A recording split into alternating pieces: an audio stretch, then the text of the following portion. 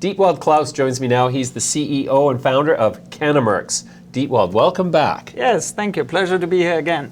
Dietwald, I look at the email that I get from your company and I think to myself, there is the future of the cannabis industry. Tell us, give us an overview of what Cannamerx does, just for those who haven't heard about the company before. Cannamerx is a trading platform for commodity level cannabis and hemp extracts. Fundamentally, think about it, we help you trade the raw material, the green stuff, and the stuff that can be used as ingredients, the extracts, the isolates, whether it's the oil, whether it is the distillate or the isolate.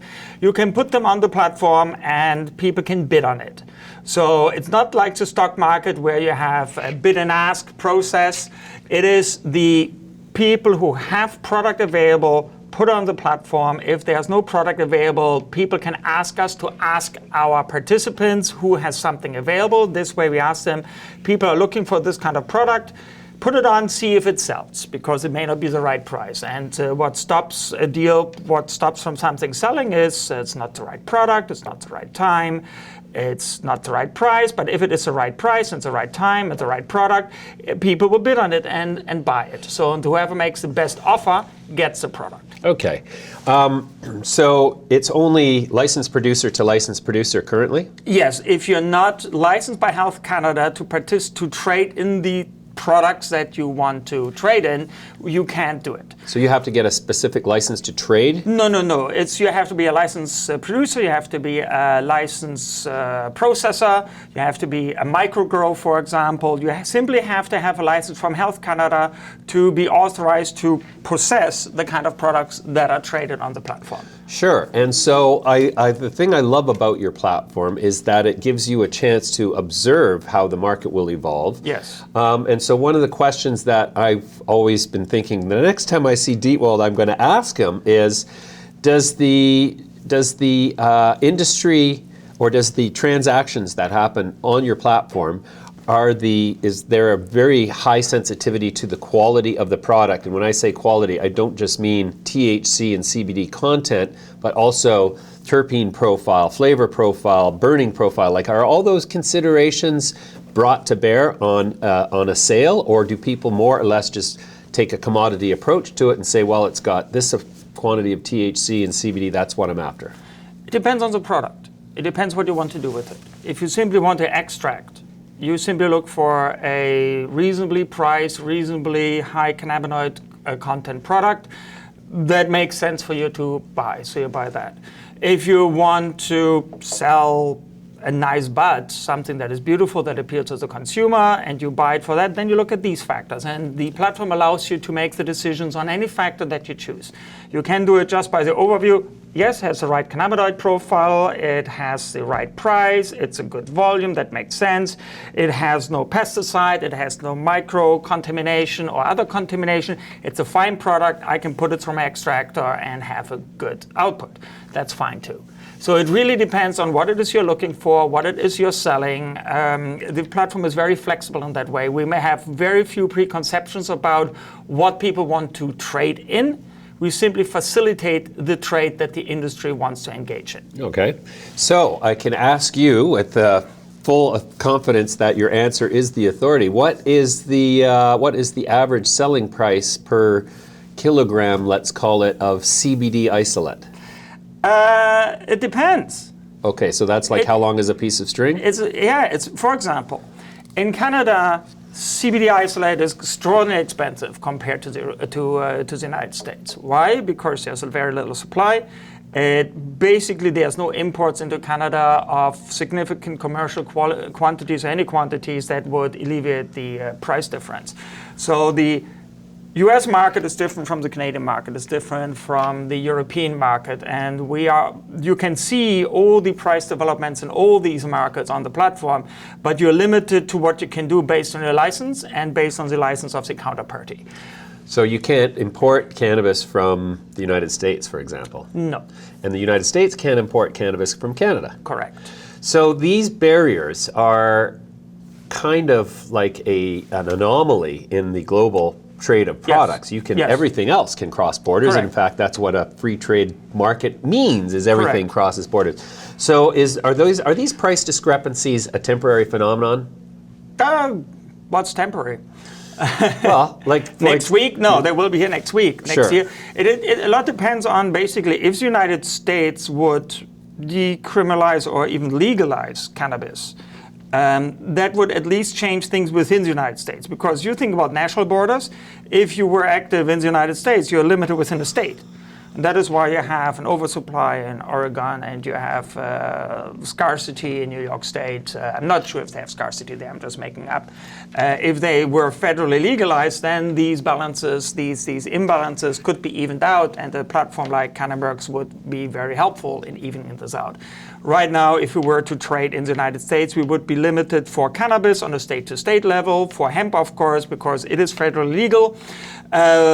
We can do interstate transactions, and therefore we are going to the US, onboarding a lot of sellers and buyers into the system to the point that we can start having transactions here. But it's still early in the market. You can go interstate in the US? For hemp.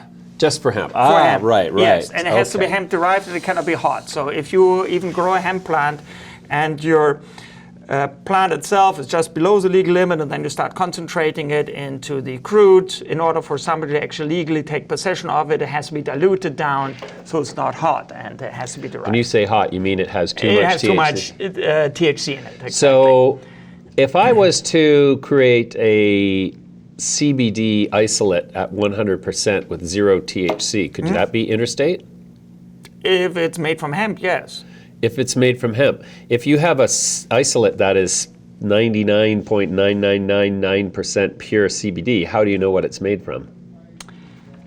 Records. Records. Okay, so it relies on reporting. Yes. Okay, so basically, there's no way they know where it comes from if there's nefarious forces at work. Well, it's like in every business. If somebody is hellbound on committing fraud, there's little you can do to stop them the first time. That's basically our approach to it. We do the best we can, the best as possible, to make sure that everybody on the platform plays by commercial rules, by legal requirements, by the terms of service of our platform. If somebody is really hellbent on trying to commit a fraud, they can do it once. Right. If they do something that is untoward, that violates laws, that violates good business practice, that violates our terms of service, we kick them off. And they're still potentially liable for all kinds of damages, but we take them off. So that is one of the roles we see ourselves taking as well, is help clean up the supply chain over time by making sure that everybody on our platform has always performed as expected and follows all the rules, legal and just business rules. And if they don't, we kick them off, and we have done so. We have kicked companies, large companies, off our platform for doing things we consider bad business practices. Okay. It wasn't even illegal what they did. It was just bad business practice, and we found it would be hurtful to have them on our platform. For example? No. No? Okay. Then let me ask you, what is the average selling price for a kilogram of, or let's say a gram of cannabis on your platform? The average asking price is actually, right now, the cannabis market in Canada is in a strange space. We were at the time when we had a lot of demand for it, but not a lot of supply. Now we're getting to the phase where a lot of people are trying to sell more stuff, but the prices are still a little too high. So what we are seeing is a price decline. I think it's also based on expectations, because a lot of production capacity is coming on, and current prices do partially reflect future expectations of prices. So the kind of prices you could have gotten a year ago are no longer viable. There was a time where people... They're lower. Much lower. There was a time ago when people were willing to pay $8 a gram, and that was earlier this year. Now, unless it's an exceptional product that is like really high quality, stuff that used to be $6 maybe a year ago, now you probably can only get $3 to $2 for it. But again, it's hard to compare because often it's flower, and flower is difficult to compare. It's not just the THC and CBD content, and that is also why on our platform, if you're a user, you don't just see average price data. You can look at all past transactions. You can see the COAs. You can see the pictures. And therefore, because there's an art to pricing, if you're in the industry and you fully understand what it is, looking not just at the price tags, which are very high level and average, you can look and what kind of product has sold at what price. So if you see something has sold at a high price, you can actually look at it. What was it that sold? And the COA is there. It's available. It never goes away. It's free data that all our users have access to. Okay. Back to the beginning. So let me ask you this. If I was going to go into the cannabis business and I wanted to output the product that I could sell the most of, the easiest at any time during any year in any market, what would you guide me to produce? I don't know. Boy, for a fountain of information, you certainly are tight-lipped, I gotta say. No, it is simply this. Never ask economists about the future, because we either get the future wrong or the timing. Well, that's an excellent and diplomatic way to avoid the question. But I mean, can I ask you then? Is it within your interest to protect the information that I'm asking you for? No, it would be irresponsible for me to make such a recommendation. Now, what I can say is, it is more about the business model. I cannot tell you what sells most and what makes money. It depends on what you're good at. So you see, right now, when the industry started, there was most of the companies were highly vertically integrated. They would grow, they would process, they would do everything internally. Why? There was no option, there was no alternative, there was no supply chain. Who would you buy supplies from in last year? Right, when it came on. Who would you get your legal supplies from? Where would you get your extracts from? It just wasn't there. You had to do everything internally. And vertical integration has the advantage you have a significant amount of control over what you do as far as you can control it. But the more things you do, the harder it becomes to control. And people also had to figure out, I believe, to learn what they're really good at. They had to do everything to start with. I don't think there was an option. Some people criticize these companies, oh, it's foolish to become vertically integrated. Why did you do that? Well, because there was no alternative. Right. You had to. Right. Because just building a business that, oh, we are going to buy product in order to fill our supply lines, from whom? Yeah. Okay, so that's interesting. So right now what I'm seeing in the industry, and that is the model that Cannamerx is based on, is a point where it becomes a more normal industry.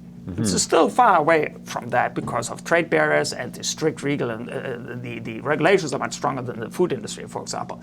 But you get to the point where people are building business models where they tell us, we think because Cannamerx exists, we realize that we can just buy certain things. We don't have to grow our own flour. And unless you want to grow really awesome flour that people are willing to pay a premium for, and then you care about what it looks like, what it smells like, etc. If you want to make edibles, you want to make something vape or whatever, you need the cannabinoids, right?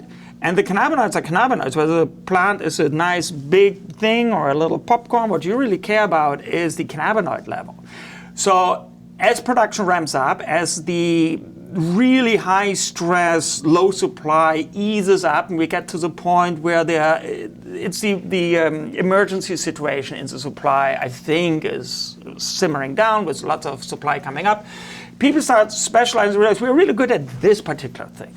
Maybe one step back and one step forward to have a little bit of control, but maybe I'm a really good brand person. I'm a person who is really good coming up with beautiful flavors for edibles. Because I'm a baker, I'm a candy producer, that's what I'm good at. Sure. All I want to do is broaden my range of products and add some CBD to it or some THC or whatever. I don't want to build a greenhouse for that. Right. I'm a chocolate maker, I'm a candy maker. Okay. So I purchase the products, and I think this is what is increasingly happening, and I think a number of licensed companies who are vertically integrated right now, I see a quiet shift moving where they start specializing for a market where they don't have to do everything themselves, because I don't think they really want to. Right, right. Okay, well, it sounds like the business is growing and Yes. Cannamerx is growing. Are you going to go public at some point? You asked me that last time. It's too early to tell. Okay, still too early. Yes. All right, Dietwald, that's great. Thank you for the update. We'll have you back Yes. soon.